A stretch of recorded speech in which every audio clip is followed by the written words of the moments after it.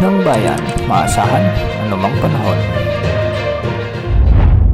Magandang araw po sa ating lahat. Narito ang update sa lagay ng panahon ngayong araw ng Miyerkules, April 17, 2024. May mga pag-ulan sa araw na ito sa ilang lugar kahit na mainit ang panahon.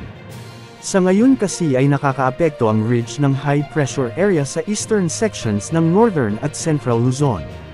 Ito ang magdadala ng tuyo at maalinsangang panahon sa mga nasabing lugar. Patuloy pa rin naman ang pag-iral ng easterlies o ang mainit na hangin mula sa karagatang Pasipiko.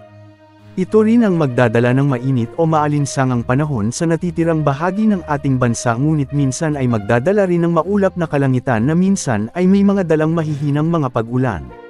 Samantalang ang trough ng low pressure area naman ang nakakaapekto sa ilang bahagi ng Mindanao. Kahapon umabot sa 46 degrees Celsius ang naitalang pinakamataas na heat index sa may Aborlan, Palawan. Posible ring umabot ngayong araw ng Miyerkules sa 43 degrees Celsius sa may Apari, Cagayan, Aborlan, Palawan, Rojas City sa Capiz, Iloilo City, at sa Zamboanga City. Inaasahang papalo naman sa 44 degrees Celsius ang pinakamataas na heat index sa may Dagupan City, Palawan, Tanawan, Batangas, Puerto Princesa City at Aborlan, Palawan.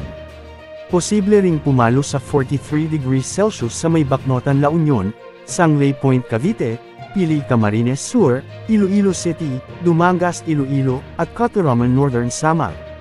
Posible ring umabot sa 42 degrees Celsius sa may Apari, Cagayan, Tuguegarao City, Cagayan, Etiague, Isabela, Subic, Zambales, San Jose Occidental, Mindoro, Dirac, Catanduanes, at Tacloban City sa Leyte.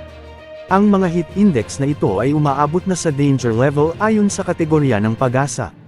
Patuloy nating pinapayuhan ang lahat na maging alerto sa banta ng nakamamatay na heat stroke, heat exhaustion at dehydration.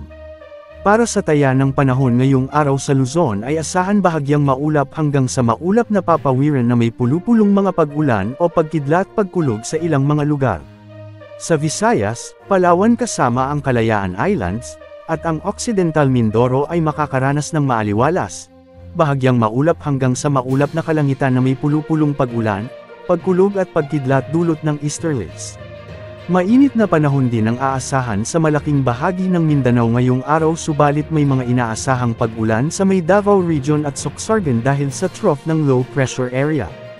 Ang low pressure area na ito ay hindi naman inaasahang lalakas bilang bagyo, ngunit magdadala ng minsang malalakas na buhos ng ulan sa malaking bahagi ng Mindanao ngayong araw.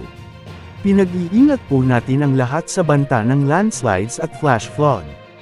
Wala ring nakataas na gale warning sa alinmang karagatang sakop ng ating bansa sa ngayon.